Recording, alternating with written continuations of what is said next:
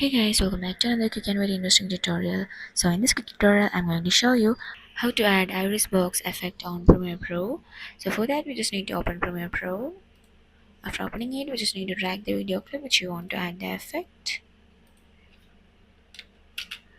And after that, here you can see the original video clip with no effects and ratings.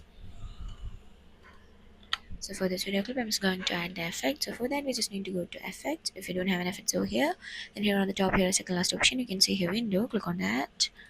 And from here is an option you can see here effect. Click on that, or otherwise you can click shift plus 7 and the effects will open. After opening the effects here you can see a search bar over here. Click on that and search for iris box. And then here you can see the effect iris box. Drag that effect to video clip. And here I'm just going to add the effect in the beginning and ending of the video clip. And then you play your video.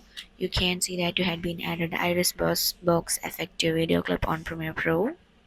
So that's it for this quick tutorial. I hope this video will be helpful for you. Make sure to hit the like button and the subscribe button for more such quick and very interesting tutorials.